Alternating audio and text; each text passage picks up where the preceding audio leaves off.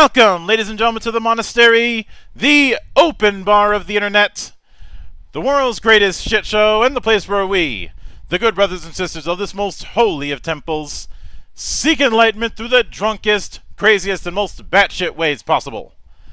I am your one and only gaming monk, better known as Mildra, and with me I have a newcomer into the temple, one half of the double-headed monster that is alternatively developing 13th Age or arguing with each other about the development of 13th Age, the one and only Rob Heinsoo.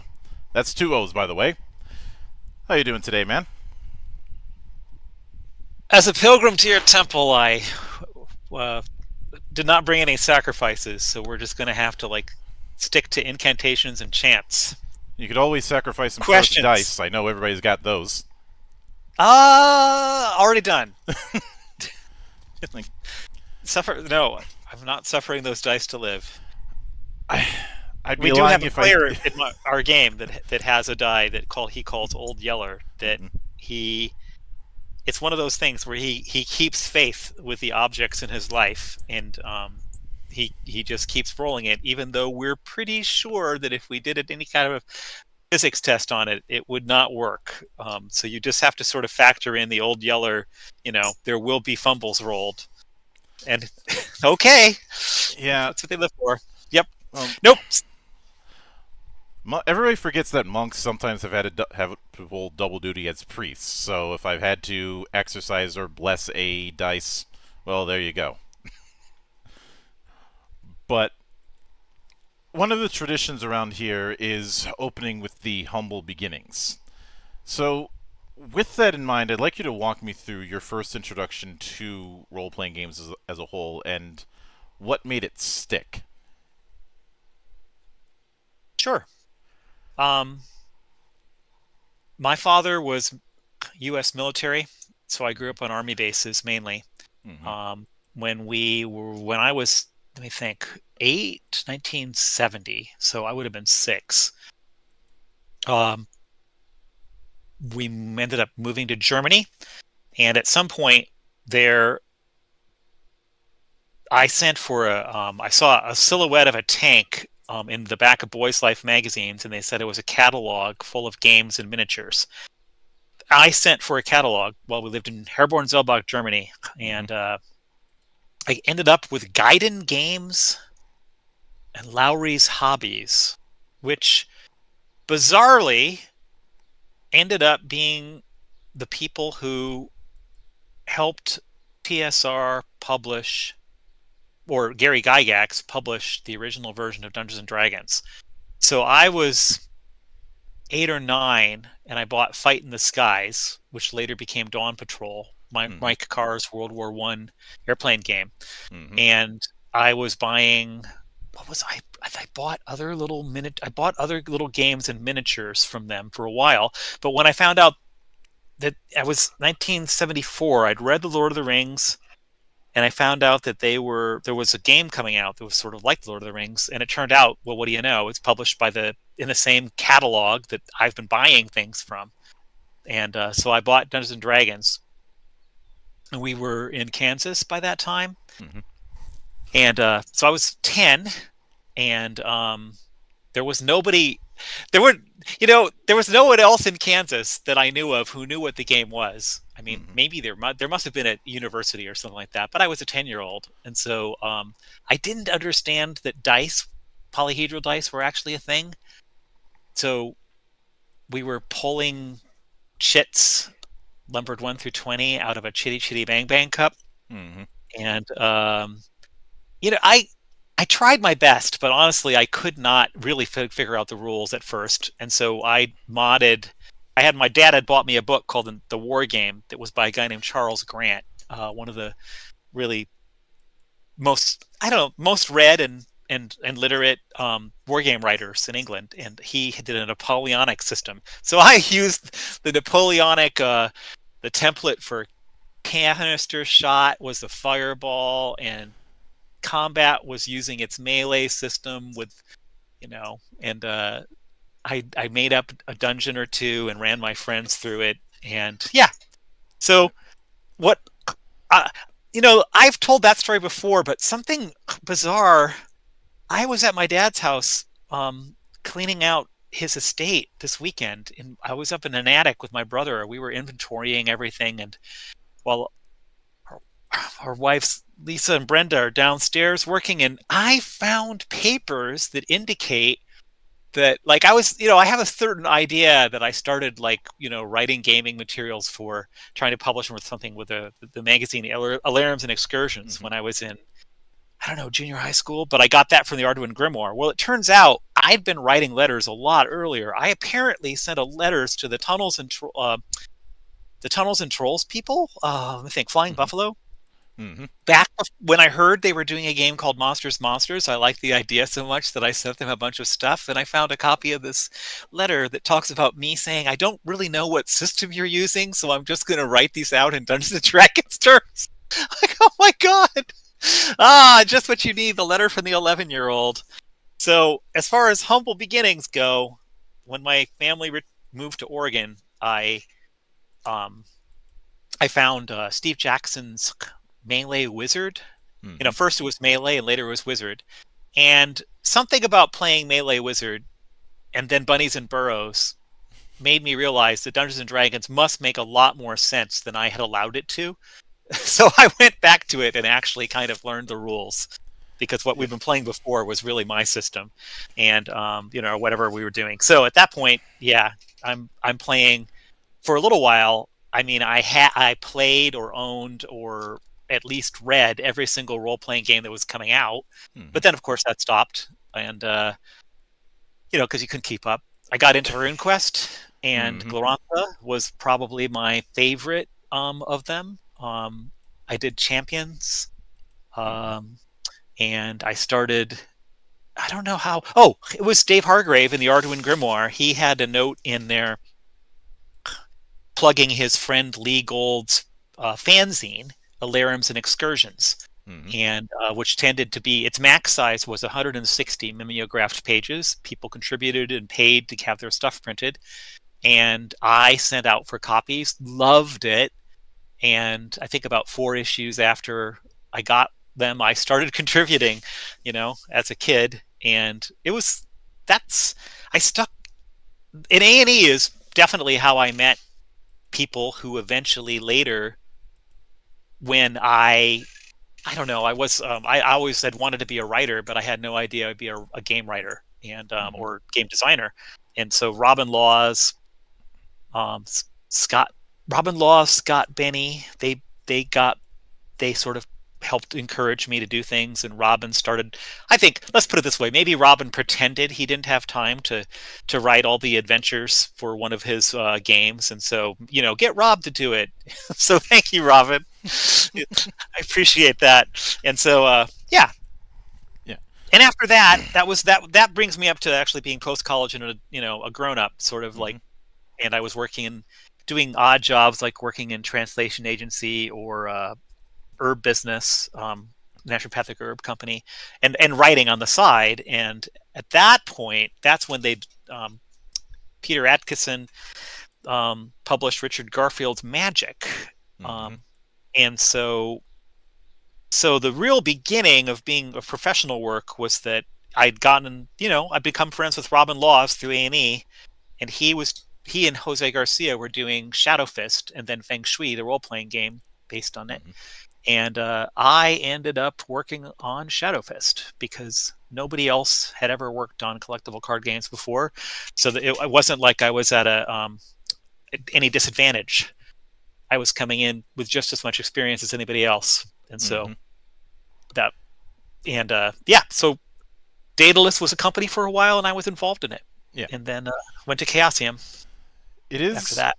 It is funny that you brought up your time in those early years in Germany, since one of the research white whales that I've had is trying to figure out what the exact chain of events were that led to the German D&D being transformed into what would become Das Schwarze Schwarze Auge. Auge, the Schwarze Yeah, Auge. all I know is TSR was working with a company to try and translate D&D into German.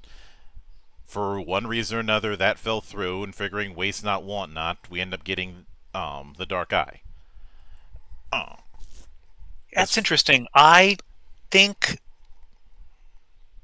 I I believe. Okay, I don't think I have anything that I can, with any confidence, tell you well, that, that is true. you're But I gonna can have tell more you. than me. But I can tell you that certainly the way it was expressed to me was that I think you're probably right about there being some business issue that they didn't like, and then they were like, "Oh, this is no big deal. I mean, we can do this ourselves," and proceeded to do it Yeah. themselves. We don't need Gygax telling us what to do, or TSR, and yeah. Although, So I think that mhm. was definitely. I what would you say? What would you call that? You could call it national pride. You could call it linguistic pride. Um, the And Schwarze Auge was in German, right? It mhm. was not at all in English until fairly recently. It didn't start getting translated into English until fourth edition, Right, and right now it's in fifth, and it's been right. handled by Ulysses Spiel. When I reviewed the game, I Yep. put in a big disclaimer that, unlike some games that I've covered, I can't say too much about how the game evolved over the years, since I Yeah, only right. had fourth and fifth edition to work with.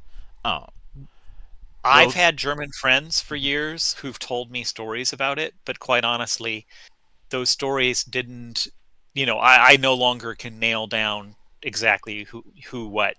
yeah, You probably the have more of a sense of that than me. it's also funny that you brought up Tunnels and Trolls, since that ended up coming up in a bit of separate research, because over the last few years I've been diving into the interesting relationship with TTRPGs and Japan, and Yep. in a inadvertent way, Tunnels and Trolls is kind of responsible for stealing D&D's thunder over in Japan. Huh. Like, Because it got there first, no, or not exactly. So at something to keep in mind is, at the time, a lot of the AD&D stuff was not translated in Japanese. hmm Um, the red box, which I think this would be BECME era red box, since we're talking mid 80s, it'd be either BX or BECME. It's hard trying to discern what year and which one it might have been. That's a conversation for another day. But Yep. AD&D was not translated. The closest thing to that was translated up until that point was the Rules Cyclopedia, which has a much different look in Japanese than it did in English.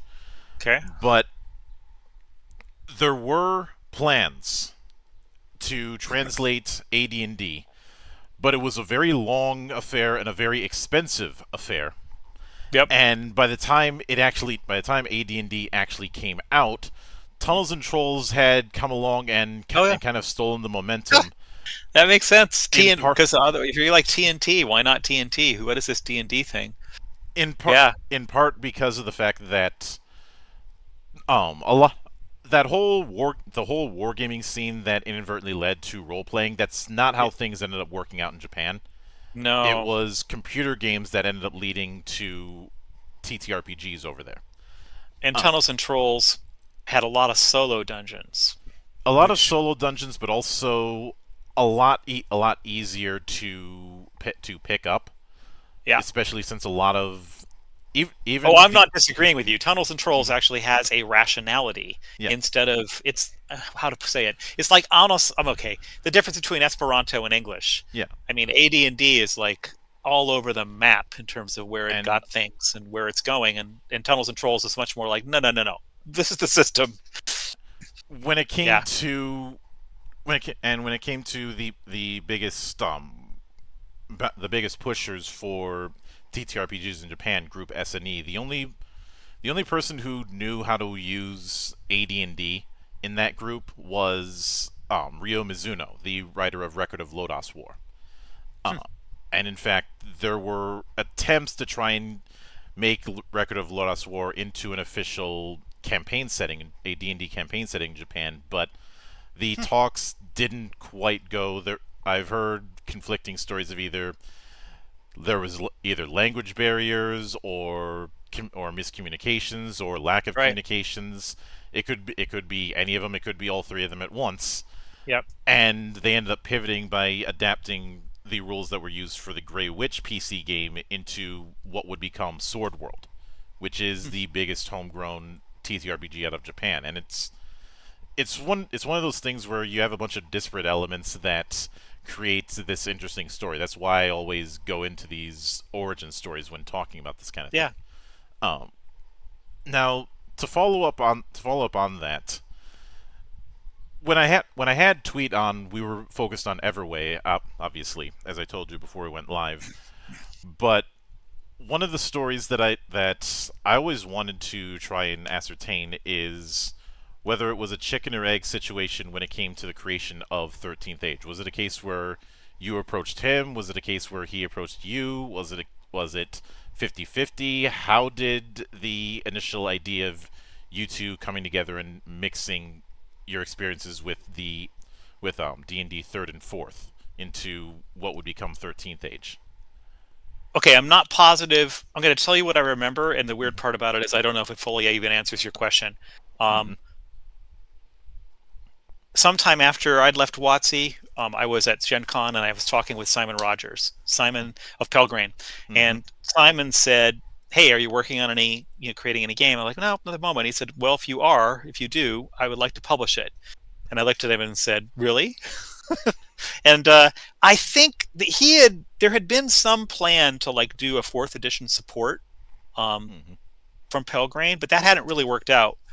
And I was like, I thought that was interesting, and I realized I talked to Jonathan about it because we play games together since maybe 1998 or so. We've been in the same gaming group, and I was like, well, this might be a chance to work together on something, and we pretty quickly agreed that the thing we would like to do would be to follow up on the fantasy role-playing games we designed because we knew that's what people liked, and we knew we would be able to create a version that we would like to play better.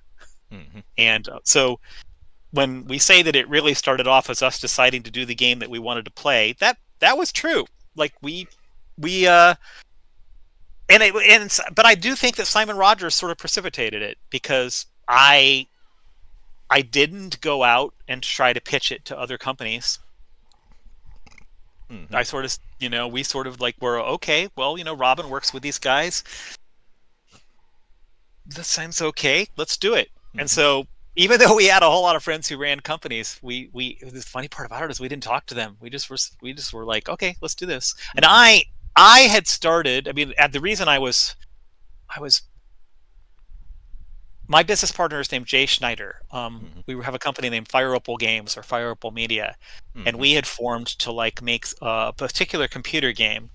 And I had finished my work on that. He and the coders were working at that time, and I was like, well, what am I going to do? And I needed to find something else to do. And so 13th Age became that other thing. Mm-hmm. And when we started it, our goal was to do everything in a single book. We were just we're gonna have the system, we're gonna have the monsters, we're gonna have the treasure, we'll have a short adventure. We were not trying to do a line. There was, in fact,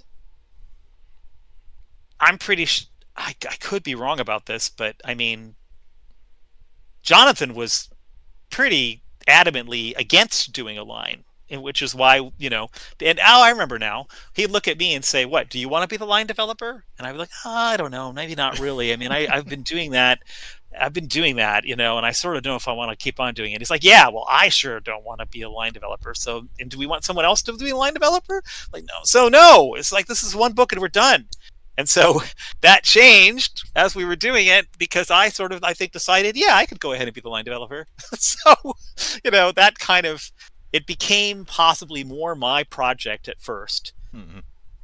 especially because Jonathan, unlike me, I was working, for my own company and freelance, whereas Jonathan was working for a number of computer game companies, and including Amazon. And when we were finally finishing 13th Age, and then also waiting for it to be done, is when waiting for it to be finished with layout and art and stuff. That's when he really came back to the project and helped finish it. Mm-hmm. And so this time around, second edition, we've both been working the whole time. Yeah. So it's and partly that means that things that didn't get enough attention from Jonathan the first time around are now getting more attention. And that's actually one of the reasons why he's come up with several different cool ways of doing monsters recently. Like interesting realizations about how we were doing their abilities and how they could be more interesting. And so that, I think the answer is I sort of started it, but but because Simon asked me a question and I thought that sounded pretty fun. So, yep. Yeah. And I do recall a while back that, and I did mention this when I did the live stream covering the preview, that at one point the plan was for was not for a full-on second edition per se, but a refinement that was called Escalation Edition. What could you tell me about what changed from it just being a refinement of the core book to a full-on second edition? Okay. Well, maybe I can look at my computer and tell you, because this may be slightly misleading.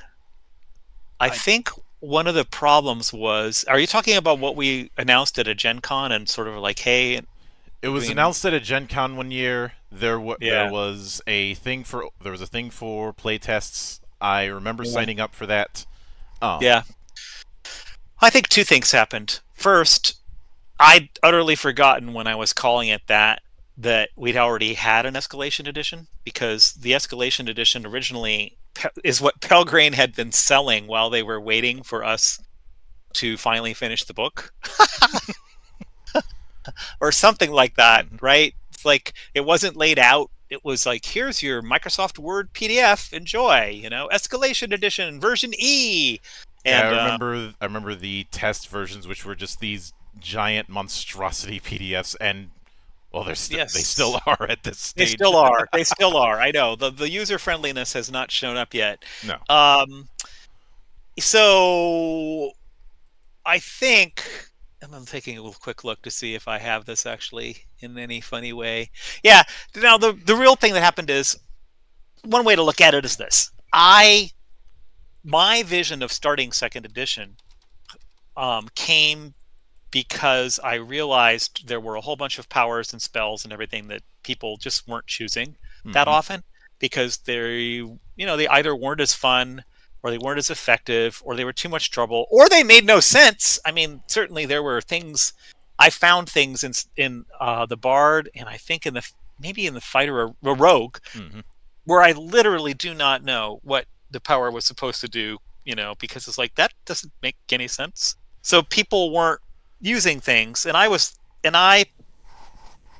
had picked up Frostgrave second edition, which is miniatures rules, and I noticed that his really cool idea of how to do his second edition was to keep everything compatible and to update the spells and powers that didn't work as well as others. Yeah. And that allowed me to think about doing a second edition, because when I had been asked by a second edition, and there had been people coming up to me at various Gen Cons, not Pelgrane, but sort of people who wanted to license through Pelgrane and stuff, people wanted, the business people of those companies, like, they wanted a new second edition, and then we sell all these other things. And I was like, I don't want to make everybody's books invalidated. I'm not interested in doing that edition thing where you have to buy a new version of the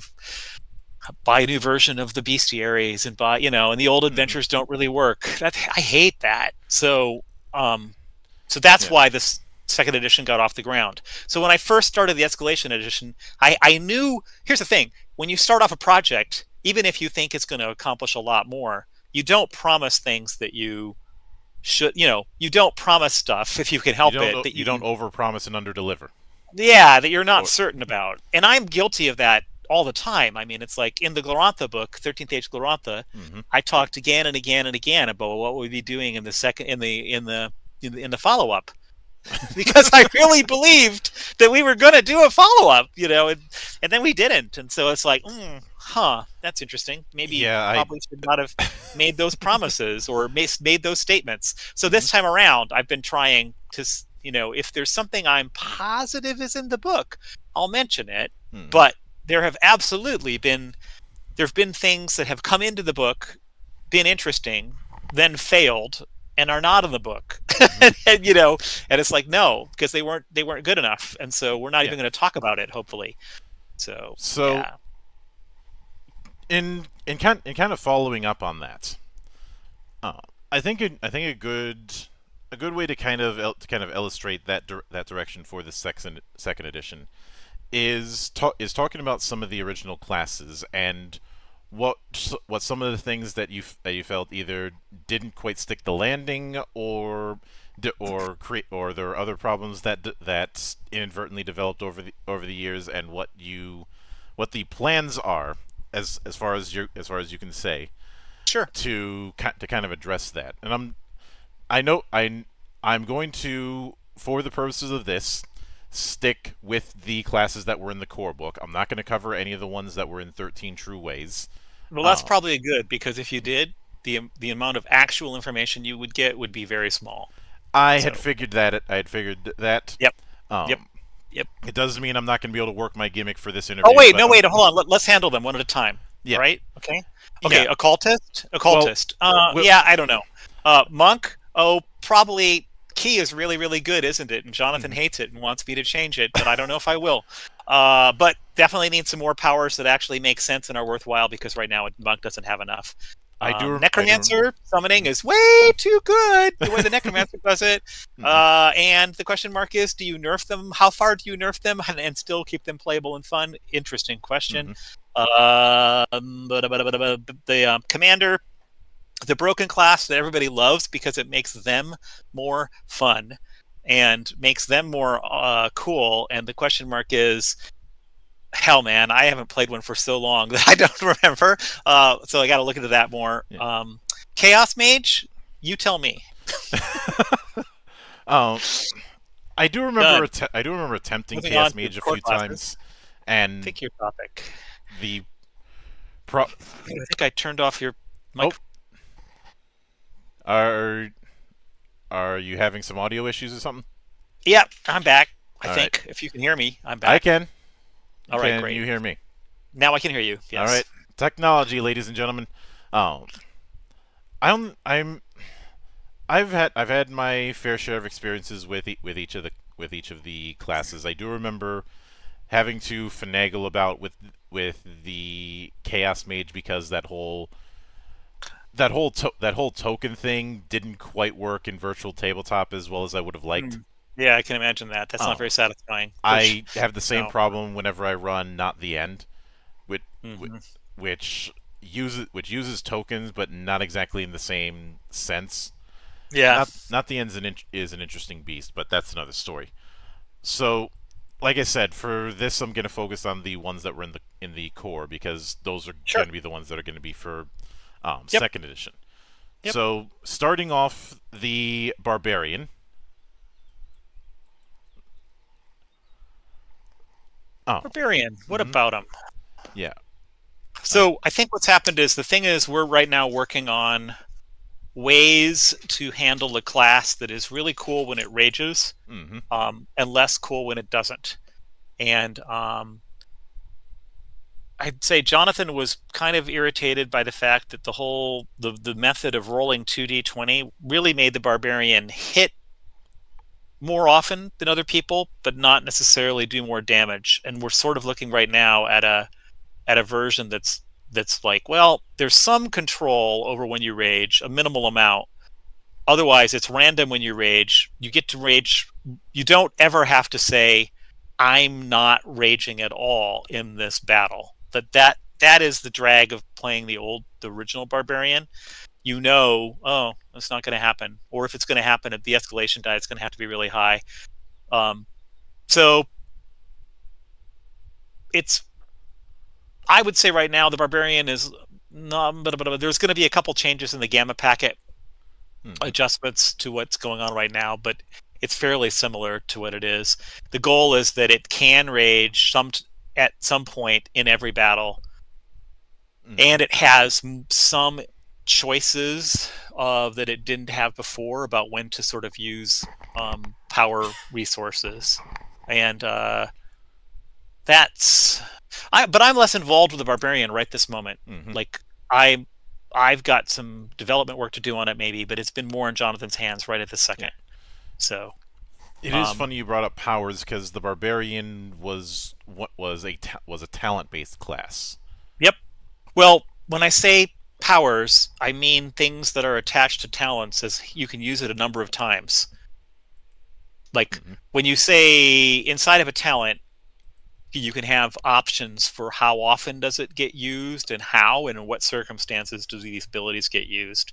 And the barbarian was originally when we did 13th Age originally, we were sort of we had we believed that we needed to have certain classes that were much simpler, Mm-hmm. that players who really didn't want to deal with a lot of complexity could choose. And I think to some extent that's still true of the paladin, but most of the other classes are going to have options for being interesting to experienced players, even Mm-hmm. though there's still like one of the things that I have to give people along when we do the Gamma packet, which is going to come right after the Kickstarter, I hope, will be the simplest possible pre-gen characters. As an example, yes, you're making a first level barbarian. Here's the choices for the player at your table. That's the simplest one, and to help people with pre-character generation in that sense. And of course, anybody who can handle more than that, well, they could do their own. Mm-hmm. Um, so, Yeah, I can get that. yep. Um, Bard. Well, the bard is special, of course, because it wasn't in the first packet at all. Because I wasn't very happy with it in terms of there's several different ways to approach the class that I approach the classes. One of them was to sort of look at on a power by power, spell by spell, feat by feat, talent by talent, like just sort of looking at them and grading them on their own, and then saying, wait, how do they fit together into a picture? Mm-hmm. And I don't think I want to spend too much time criticizing the first edition Bard. I will just say that I wasn't very psyched about it. Um, and what I so I when it comes to and then what I ended up with doing for the second edition was thinking very hard about what I wanted from bards and what maybe other people wanted, and I decided that the words that I sort of wanted associated with them were magical, Mm-hmm. helpful, um, surprising, um, sometimes amusing, and definitely making better use of music. And what I ended up doing is deciding that, in a certain sense, I think the bards that show up in tabletop role playing are sort of running away from. They're not direct. They're not. It's like, oh, music. Yeah, that's that thing that bard does when they keep singing. We all get a bonus. I mean, yay. But they also cast spells. Don't worry. And I decided that I wanted to go ahead and focus on bardic music as the source of a lot of their magic. Yeah. So if I know you've read it, Mm-hmm. so I decided that each of the talents would represent the bard having mastered a style of magic, and that the abilities and spells that came, there would be sort of a structure, so that that whole thing about being surprising and helpful and amusing and still being able to be in combat, and that though there would be a structure that would sort of provide um, spells or powers that could be used for each of those instruments. And they would be categories like something that happens when the bard gets missed by an attack, something that happens when the bard hits somebody with a melee attack, something absolutely unique to this instrument, Mm-hmm. um, and that using that amount of structure would make the music feel like it really mattered, and then I could layer in the spells and the songs that would sort of like be extra choices the bard was making. but not necessarily the core of what they're up to every round. So yeah, so the bard now turns out to be a character who is waiting for the enemy to do certain things or for allies to do certain things, and then proactively attacking or using a variety of interesting spells, some of which are like things that haven't showed up in 13th Age before. Like there are spells that the bard had that are cool. They're sort of really part of the character class,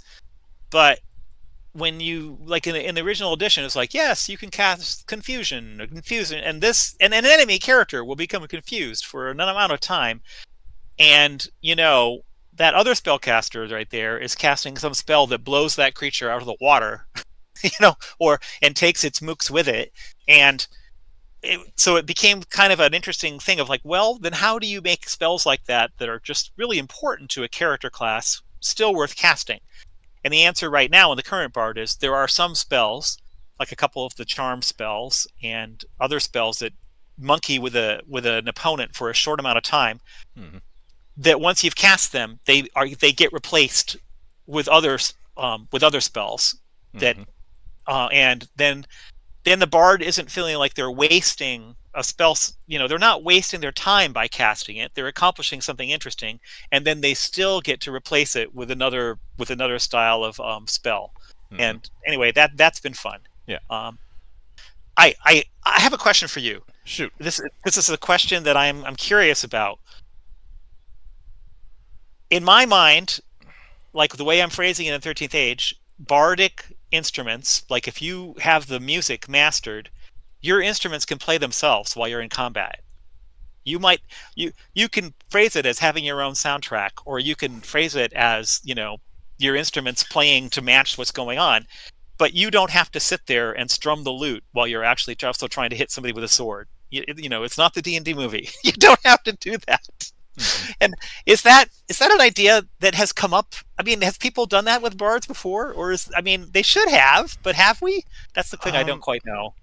I've done that a few times, or I've dipped into a concept that I found interesting, that was hinted at in D&D 4th edition, that I wanted to explore further, and that is that they're not necessarily drawing from music, but drawing from folklore, legends, that sort of thing instead. Yeah. Right.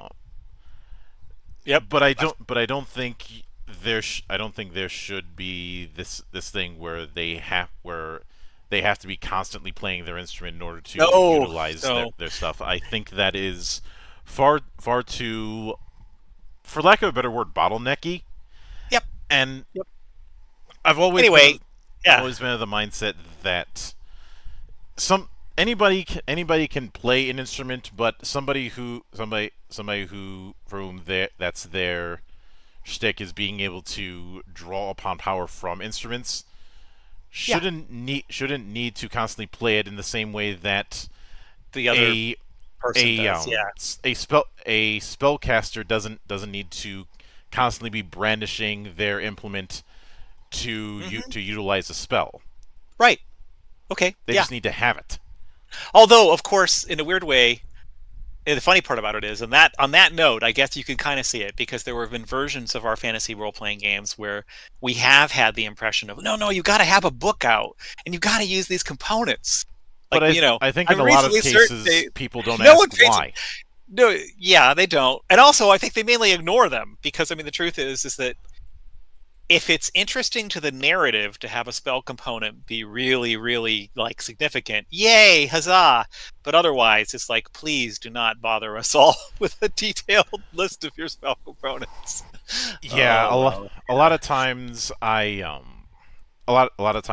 will hand wave a lot of that because I believe most game masters do. I'd be very surprised to find a huge amount that are like, no. For me, it's a case of that energy is better spent on the things that are actually going to be important and significant to both the story and the player experience. The sad thing is that when we talk about this stuff, my 4th grade self and my 5th grade self would have been no, we have to have these spell components. I have to go. So it's sort of like there is an element of game design responsibility now to like make sure that you're not like you're not making the kids play in a stupid way. And So well, yeah, in a lot of the settings that I end up doing, I don't have a strong enough reason to have spell components, so I don't. yeah, Uh, yep, I'm not going to try and force a round peg into a square hole. right. Um, now Well, now. well, well, the bard Hmm. is a lot of fun now. It Hmm. is one of the more complex character classes to play Yeah. because you have to sort of keep track Hmm. of what's going on around you. And yeah, and I'm happy that to have brought in a sense of music. It is possible that I'll learn, and we'll see what happens with the playtesting. But so far, all the bards I've been around and heard about, things have been working out. Hmm. So we'll see. I do remember when I did that overview of the preview. One of the things I said is that the instrument thing reminded me of a game out of France that I had played some years back called Agone, where the spell lists in a lot of cases were very much tied to either music Hmm. or performance. Like there's a whole list of spells just tied to drums, a whole list of spells tied to Mhm. painting, a whole Huh. list of spells tied to dancing. Kind of, it's Cool. complicated. Yeah. Um, And it's an Agone RPG. yeah. It's been out of Carmunda. print. There is an English version, but it's been out of print for a long time, and a lot of the Yeah, this looks expansions like never got trans. 2002. Hmm. Yeah.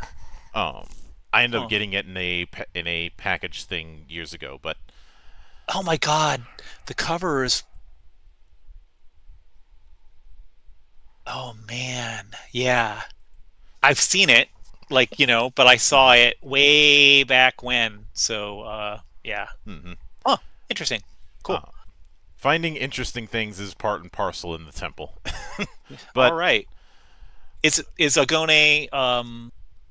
Well, I can find out for myself mhm, if it's around. you Translated from should be able to French, find multi-sim. you should be able to find Yeah. used copies all over the place. I don't recognize the names of any of the people who wrote it, so Mhm. which Yeah. might. But Well, I think it was from.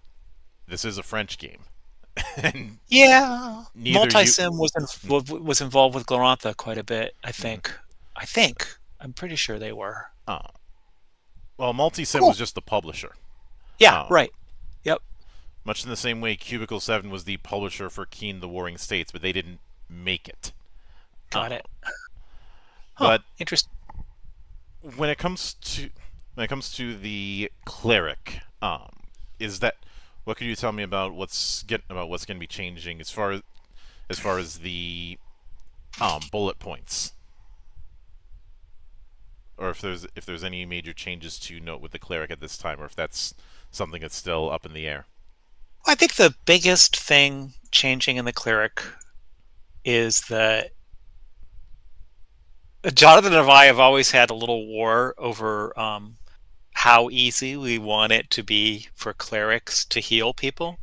And Jonathan has always been of the opinion that he wants clerics to run around and risk going up to their friends and patting them on the shoulder to like heal them. He hates the like I'm going to heal you from the other side of the battle quickly.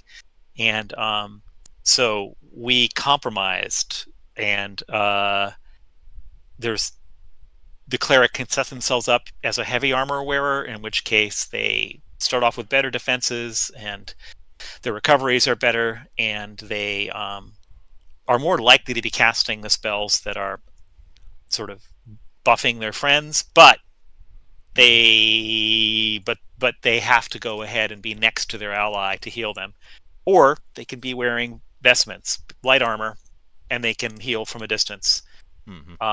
And it's it's sort of like an acknowledgement that there have been sort of I'm a melee combat fighter, or I would prefer to be a protected by you people while I take care of you and cast spells.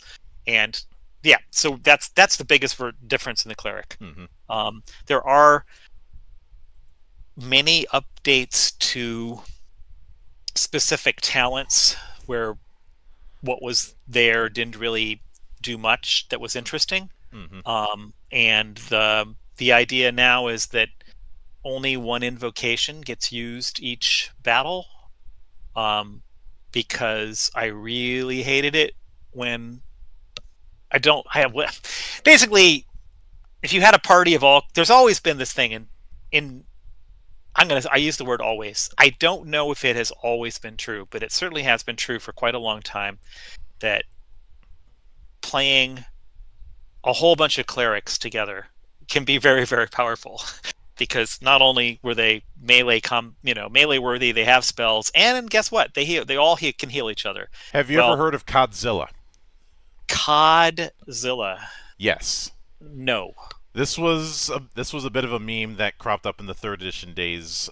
COD being short for cleric or druid, That's because right. Yeah, somebody yeah, who knows what they're doing with either of those or yeah, both of yeah. them is an Oh my entire God, party by Druid. I mean, themselves. I don't even want to talk about Druid. I mean, like we had people at Wizards who they would solo, the Druid using weather control and some sort of shape shifting thing would just solo everything, and Yeah, that was the you know D&D on easy mode. I would eh, frequently hear. yeah, and I don't I hate that stuff. I was like, I don't, we're not here to supply God mode.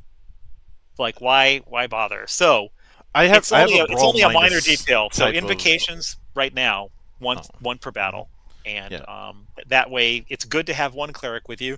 You can still have two, but they aren't going to be, you know, maybe you want somebody else instead of a second cleric, and Hmm. uh, and there's certainly no reason to have three. Yep.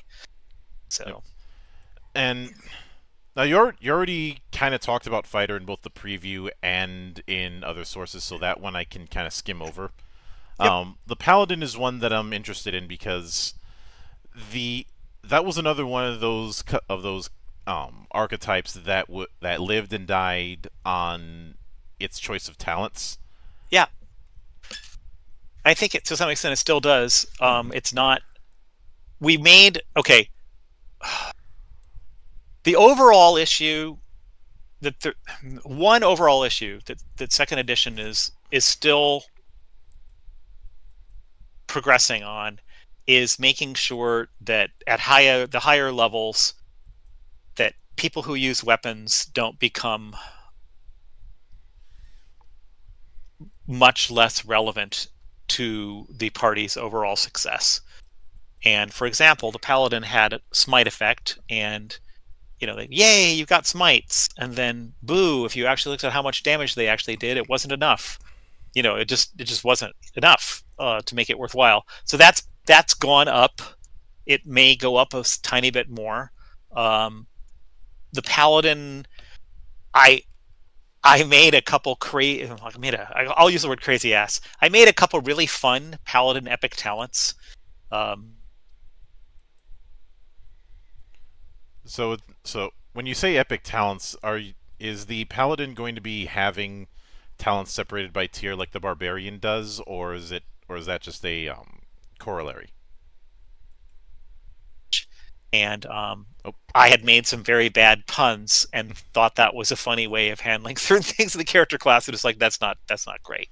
So Hmm. I think what'll happen with a paladin in the long run, since you asked about future plans, Hmm. is that um, there are absolutely some things for the paladin that will be in the book Further Adventurers. Hmm. They just don't seem core right now to me, and they seem a little bit far afield, but they would make perfect sense for characters called paladins, and they're going to be in Further Adventurers. So there'll be some more ways for paladins to be used in that book. Um, Hmm. I did not feel the need to like handle paladins of the Crusader, in detail. But I'm pretty sure it's the way that Further Adventurers will work is some of the things presented in it won't be full classes. They'll basically be like, oh, do you want to play somebody who does this? Well, here, play this. Here's your powers. Here's your spells. That's your experience. You're not going to need to play it again and again and again, but you can play it first level through 10th level. So here, have fun. Something And akin to the themes that were in the tail end of fourth edition. um, were they in were they in D&D Essentials, No, or were they? themes were I introduced in some of the setting books, and a lot of themes showed up in Dragon. Yeah, I got to admit something. I might have been out of the building by then. But So let me think about that. Is it similar to that? Yes, I think I know what we're talking about. mhm, Yes, I mean the whole point is you don't have to go ahead and have just because the core book has a sorcerer with mhm, all these different talent choices and all these different spells doesn't mean that every class you publish for the game in a book like Further Adventurers has to have that many choices. mhm, And that's the interesting thing.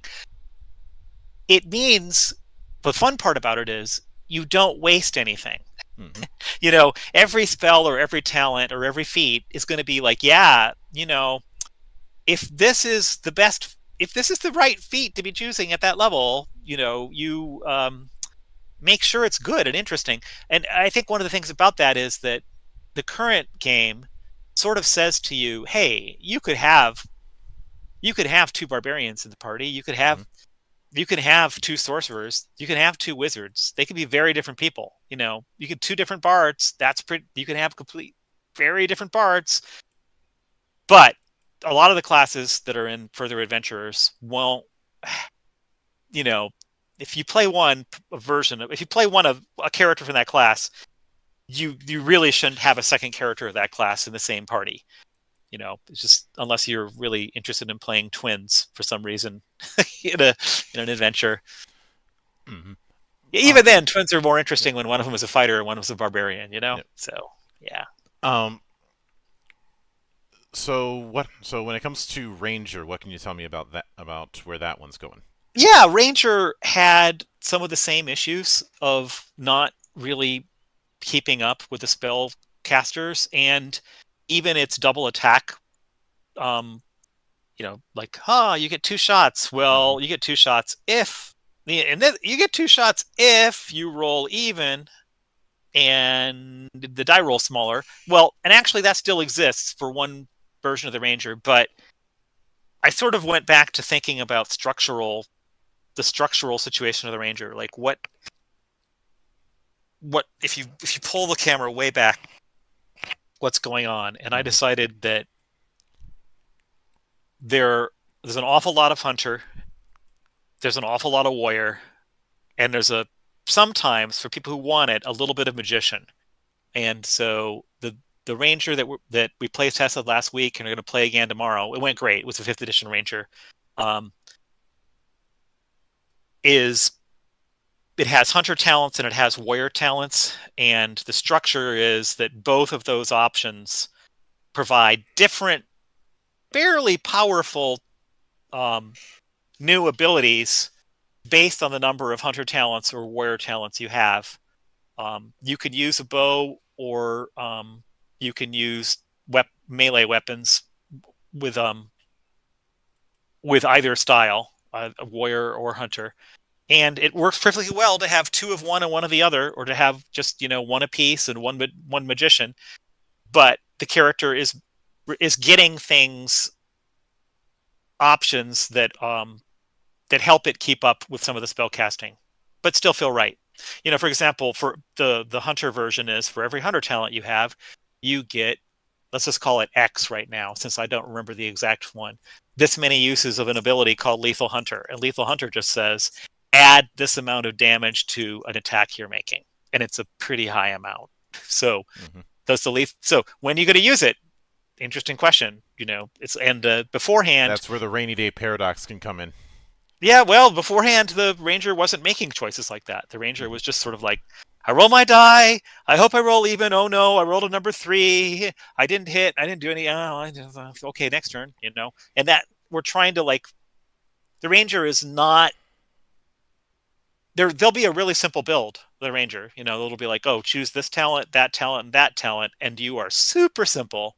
And congratulations, your choice is to do a lot more damage mhm, when you hit, this many times per arc. Um, but there's also some versions of the Ranger that are much more detailed in what they're doing, and much more gritty in terms of the choices being made. And Animal Companions is part of that. Animal Companions is changing quite a bit. mhm. So, Yeah. yep. Rogue. Uh, I have not play tested the Rogue enough right now. There Mm-hmm. were a whole bunch of powers. The main thing I did is took a whole bunch of powers that actually were awful. I use the word awful. They're rated a C or a D or below, or and made them worth, upgunned them a bit to make them worthwhile. Mm-hmm. Um, and I need to see some play testing feedback, but also I need to play a Rogue very soon. And I'm going to be doing that. The Rogue has another feature. It either has sneak attack or rush attack. Mm-hmm. And because rush attack means you're attacking somebody you weren't engaged with at the start of your turn, it doesn't rely on your allies at all. It does rely on moving around. It's a melee attack thing, so you're putting yourself at risk, and therefore it does more damage than sneak attack. Mm-hmm. Um, Yeah. so Um. that's pretty much the Rogue. The Rogue Yeah. still has momentum, and yeah, that's pretty much it. Mm-hmm. There may be things that are more significant inside of it, like because I think I embraced a little bit of the shadow magic and stuff. But honestly, at this moment, I do not remember. Yeah. Sorcerer, not to be confused with his horse. Horserer. Sorcerer.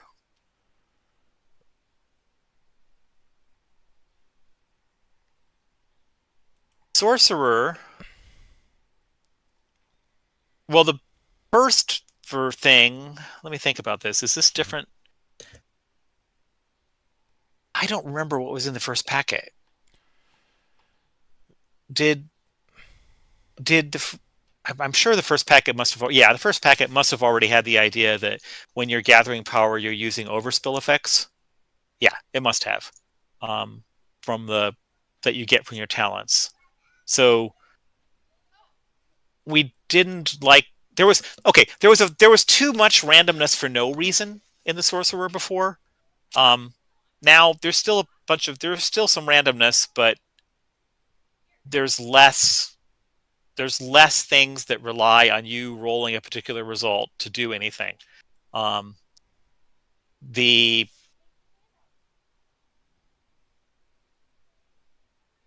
math of some of the sorcerer powers. Oh wow, I still haven't posted Jonathan's crazy math sheet. I need to dig that out. When you have a character class whose defining characteristic is that they really can gather power for a round, and then cast with a double power spell, that really does have a huge impact on the way the game is played. And oddly enough, it makes the sorcerer character feel like they have more spells than other characters, even though they don't. But it's because they use them up slower and they get a big impact with them. We tried in certain cases to say that if a spell wasn't about gathering power, we wanted to go ahead and say, but what happens if you gather power when you cast it? Because that seems like you should get an advantage. So it wasn't just about damage. That was a big thing. Mm-hmm. The thing I'm not talking about right now is the amount of different ways we tried handling things like the sorcerer's breath weapons. And we went through many iterations of that and settled on where we settled. We also added some really fun spells that give you very different choices with the sorcerer, like spells that do a huge amount of damage compared to everything else, but they have -4 to attack or -5. So if you take that, are you a person are you a gambler, or are you cunningly waiting until you think the escalation die in situations give you every advantage to hit? And so there's some interesting choices in the sorcerer like that. And we also tried to eliminate talents and things that were just that felt like they were, oh, this is really flavorful, but actually in truth it doesn't do anything. Mm-hmm. It's like, yay, you're all connected to this powerful dragon, and what you're getting out of it is something you can use once every third battle, and it's not great. So we tried to make the talents and other pieces of it more relevant more of the time. Um, Jonathan, right this moment, is working on Sorcerer Feats, Mm-hmm. and he's stitching together some new ideas that are kind of fun. I think he's got an approach that hasn't really been used before. So, yeah, I mean, but I think it sounds right for the Sorcerer. So we'll wait to reveal that uh, when the Gamma Packet comes out, which I'm Mm-hmm. saying that over and over. That's what I'm really working on. I'm trying to get the Ranger, the introductory adventure, and a whole bunch of typos and errata and just obvious mistakes we made corrected. And that's going to come out probably in the week or so after the Kickstarter's over. Mm-hmm. I would say I'd be more definite about timing, but I'm in the weird position of having to travel because of weddings um, and Yeah. yeah, taking care of family stuff. So the Mm-hmm. weird thing is, I'm about to not be here even during in the middle of this Kickstarter, and I'm kind of like, what am I doing? I'm traveling. So yeah, Yeah. Um. yep. Lastly, the wizard. Once again, not to be confused with the wizard. How That's many Rincewind. times in your life have you made that pun? All of them. All of them. All the time. So, all right, I get it. This is the it's staple. it's Discworld. I'm legally required to make that joke. All right. We moved some things around. We brought some things that we had taken out of the wizard's talents and brought them back in Mm-hmm. ways that felt fun. Um, the wizard's spells have never really been in question in terms of being effective, but we wanted to make more of them competitive. Mm-hmm. I actually haven't had a wizard in a game for a little while because it's been nothing but sorcerers. Mm-hmm. So, right now, I would say that there may be tuning needed. And also, I'm not sure they have enough choices of talents. They have enough choices for spells, but they may not have enough choices for talents at the at adventurer tier. And I'm gonna see about what to do about that. Mm-hmm. I'm happy with having changed things like the wizard's familiar into something that actually could matter, Mm-hmm. and be fun. Um, and yeah, there's a lot of things about the wizards that are sort of smoothed out, um, and and the option to if you really want to be the advances polysyllabic verbalizations, well, you could get an extra level out of that spell. So Mm-hmm. it's worth a try. And so anyway, it's taking some things that were working to some extent, but they weren't but they didn't compete with other choices, Mm-hmm. and making those choices all sort of at the same level. Yeah. I'm optimistic about making it like, well, you're building a wizard, and not to have it be, well, I'm definitely doing that and that. I'm like, well, let's go ahead and Mm-hmm. figure out, like, Yeah. let's figure out ways of making you actually have to make a decision and have regrets. Mm-hmm. And actually, that's been one fun part. Certainly in our playtests, I've been able to watch. I've these moments where when people level up and they go, "Oh, I'm definitely choosing this," and then a couple of seconds they're like, "No, wait, wait, what about that?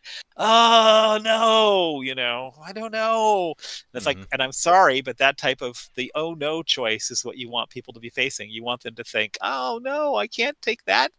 I want to do it all." Well, you can't. Make a Mm-hmm. choice. So, Oh, yeah. I can certainly understand that, and it's in that same vein. It's just as important to not have what I've called false choices, or in some cases trap choices. yeah. Um, one of the examples of what I mean by by that kind of thing is my whipping boy when it came to the feat system in third was whirlwind attack Hmm. because of the Hmm. sheer amount of stuff that you had to get and basically plan things out several levels in advance just to get that. Yeah. Uh, Right. the other example I often give is my experiences playing Final Fantasy XI, and given one of the projects I'm working on, this is important. The warrior job in that game one of the big selling points was you can have reasonable proficiency with any melee weapon. But because of the bonuses that it provides and because of the compatibility with its kit, inevitably you're going to be picking Great Axe at a certain point. Huh. Like Right. you Just look at because. Yeah. you look at Yeah. any high tier, you look at any high level player in FF11 who's playing warrior, they're picking Great Axe. Right. There might be some who are doing some weird ass joke build it, but if you're looking at people who are actually doing raids or doing a heavy amount of party play, How is that a trap, or is it that the other weapons are traps?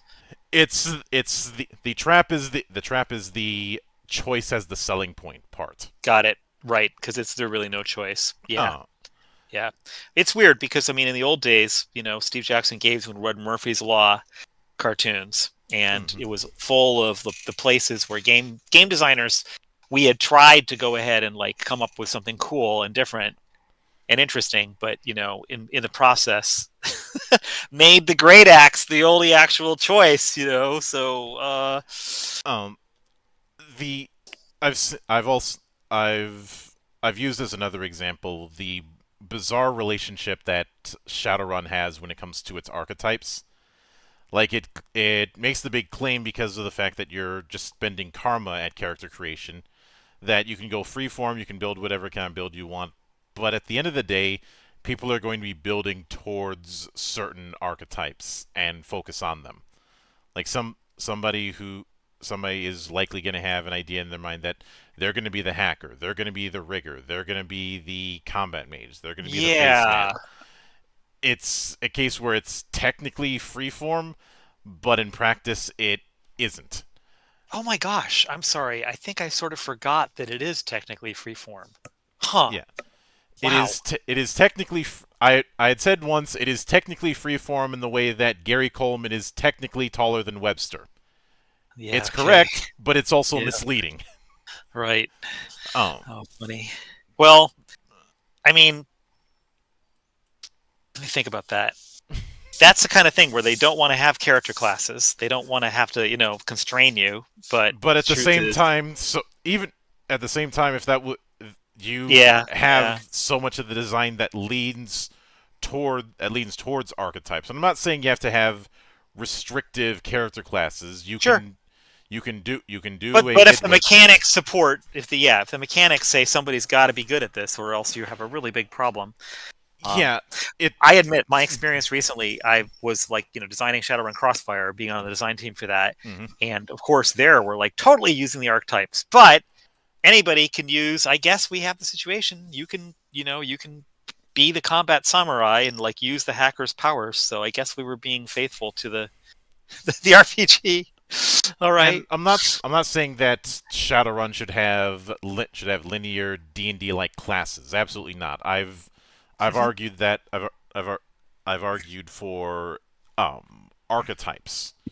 And I suppose a good example of this kind of thing would be the quote unquote classes in a lot of Rollmaster based games, where it's more about what you're going to have an easier time developing um Oh, interesting.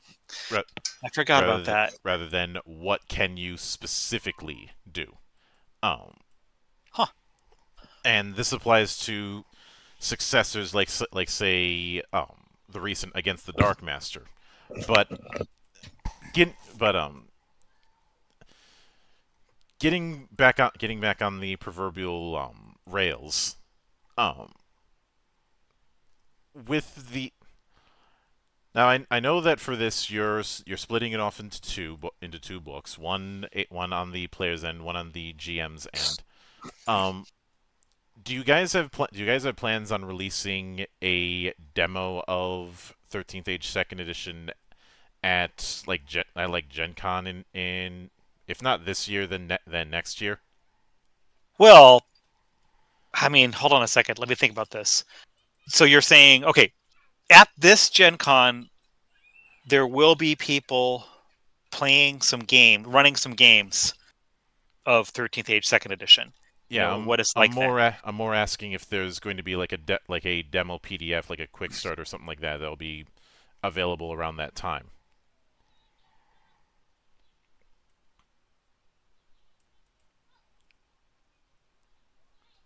I think what I know is that Pelgrane totally like that there's going to be a quick start, Mm-hmm.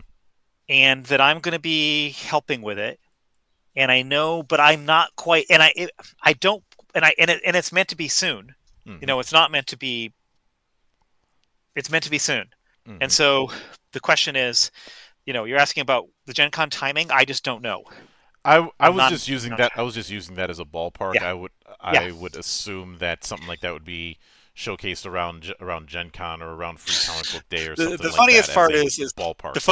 the funniest part is that like you're asking a question that I'm positive I'm going to be talking with Kat about, and I know that the answer is going to be among the many things that I'm doing when when I finish 13th Age. But I think I'm going to be doing this before 13th Age is finished to Mm-hmm. have a quick start, which therefore would be sort of like a living document if anything really important changes. Mm-hmm. So yeah, so I'm pretty sure the answer is. I think the answer is yes, but I haven't, because I'm still focused on doing the two big books. I'm not thinking, I haven't thought about that at all. Yeah, So I figured yeah, that was going to be a long range kind of question, but it may be shorter range than I think, but um, I mean, because the thing is, when you ask about the next Gen Con, I mean, actually, the hope is to have the whole book out by the next Gen Con, 2025. I mm-hmm. mean, it's like the schedule I'm working at in terms of getting things to the editors and then into layout and then finish the art. I'm looking at trying to get it out by then. Mm-hmm. So, yep, that's the long term goal. Yeah, I can certainly get that, but I will be looking forward to seeing how 13th Age develops and possibly doing another stream where I talk about a 20-page document for about 4 hours. And Oh, when with a quick start. mm, Yep. Okay. Well, uh, I will attempt to give you enough things to talk about. like I'm fairly certain this will not be the last time that anybody on the 13th Age team is visiting the temple. I Yeah. have a feeling on that. Yeah, I But think so. with that said, I do want to sincerely thank you for taking the time out of your schedule to come all the way to my temple and enjoy the madness that happens here. And Yay! All anytime you see right. fit to return, the door is always open. As I All often right. say Great. around here, drinking is not mandatory, but it is encouraged. And Awesome. and Thank of you. course, a sincere thanks goes out to everyone who took the time out of their schedule to come onto the show and enjoy the madness. And there will be plenty more where that came from, as there always is here, on the open bar of the internet. But until then, on behalf of the good brothers present and not present, my name is Mildra. I am your gaming monk. Stay fucking frosty, everybody.